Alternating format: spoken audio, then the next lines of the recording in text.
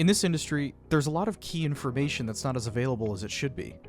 And for a curious mind that wants to know what goes on behind the scenes, a lot of the time you'll be left with more questions than answers, which can be frustrating. Some of the questions that should have a commonly accessible resource to answer just don't. For example, let me ask you this. What is the entire process of sterilization from start to finish? You may not have an answer right now, but by the end of this video you will. Because here at Sterilizer Autoclave Solutions, we aim to provide as much information about the industry as we can to give you all the knowledge you need. And in this video, we'll be going over the various steps in the entire sterilization cycle from start to finish. The first step in the cycle is actually point of use, where the instruments are used in operations and are in need of sterilization afterwards. After an instrument is used, it goes through some basic cleaning measures to ensure that it's prepped for the next step. These preparations usually include immediate rinsing, which is the removal of large debris or biofluid by rinsing the instrument under lukewarm water, preventing the drying of organic material. Holding solution. If the instrument can't be immediately processed, then it should be fully submerged into a proper pre-soaking or holding solution, such as a non-corrosive enzymatic cleaner or neutral pH detergent solution. Disassembly. The final step in the process of disassembling multi-part instruments. These instruments should be disassembled according to the manufacturer's instructions to be thoroughly sterilized to standard. With the immediate cleaning complete, we move on to the next phase, transportation. This is where the instruments are transported to the processing area for cleaning. There are measures in place during the transportation to ensure that there's no chance of exposure or potential injury to personnel. Here's how a proper transportation should look. First is containment. Instruments should be transported in a rigid, leak-proof container with a tight seal or lid, whichever said container offers. Be sure to separate sharp pieces from regular instruments and put them in a separate, properly secured sharps container. That way there's no chance of an accidental puncture.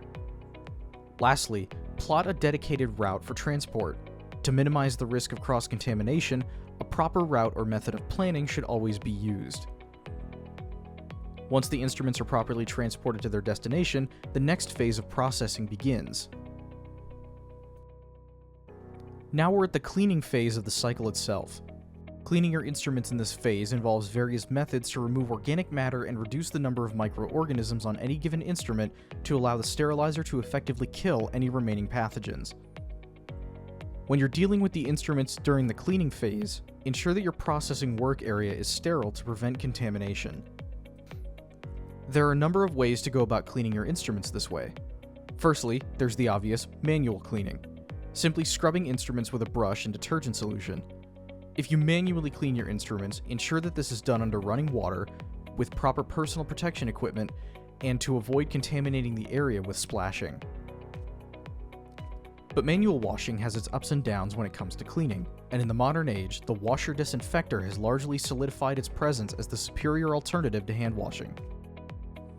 Washer disinfectors are meant to wash, rinse, and thermally disinfect the instruments themselves, and they offer a fast and efficient process that offers optimum results each and every time. But there's also the underappreciated ultrasonic cleaning. Ultrasonic cleaners use high-frequency sound waves to induce a process called cavitation. Cavitation is when bubbles of air form on top of a surface and can loosen or remove physical debris when they release the air. Whichever cleaning method you choose, once it's complete, the instruments should be rinsed thoroughly once more to remove any cleaning agents or detergents left over. Once they're rinsed, ensure the instruments are completely dry for the next phase. Now we're at the packaging phase. When it comes to properly packaging your instruments, your choice of packaging is important. There are a few types of ways to package your instruments based on what kind of sterilizer or sterilization method you'll be using. One kind of packaging is a wrap. Sterilization wraps are made of a material that provides a unique shield against contamination from the outside, while also being permeable to a sterilization agent like steam or gas.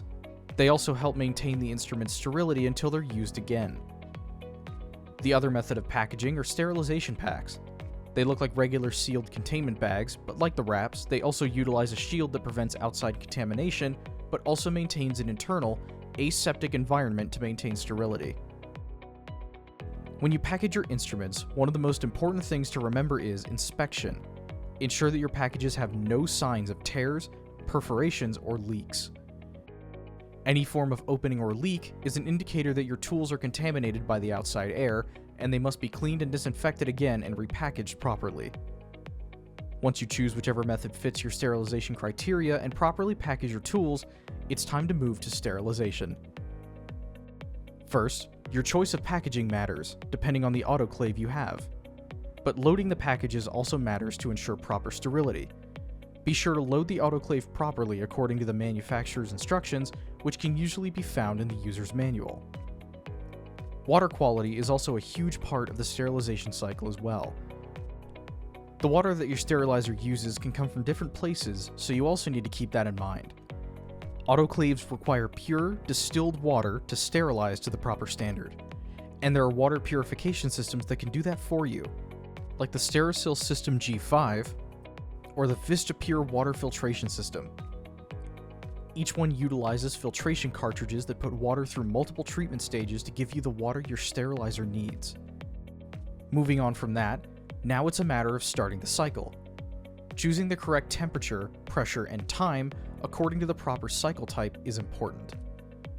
Once you get the correct parameters, let the sterilization cycle run completely without interruption.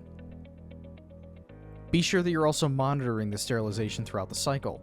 Pressure gauges, printouts, timers, etc. will help you with this. It's also required that you monitor the sterility of your autoclaves outside of the cycle using things like a biological indicator to directly address the lethality of the sterilization cycle. Once the cycle is complete, allow the packages to properly cool inside of the chamber or in a designated cooling area to maintain the integrity of the package. Then be sure to inspect the package for anything that may compromise the sterility, tears, punctures, or any wet areas, for example. If your packs are good to go, then it's time to put them into sterile storage for reuse. After sterilization, your instruments need somewhere to be stored before they're transported for reuse. When handling the packages for storage, be sure that each package is handled with clean hands to avoid contamination, and there should be no heavy objects stacked on top of these packages. As for storage conditions, ensure that your storage area is clean, dry, well ventilated, and away from extreme temperatures or humidity. And keep an inventory of what gets stored so that each package is used before its expiration date so you don't use old packages. Your instruments have now gone through the entire sterilization process and are now ready for reuse. If you have any questions about sterilization, infection control, or anything else, give us a call at 704-966-1650, option 3 for our free tech support line. And please don't forget to like and subscribe.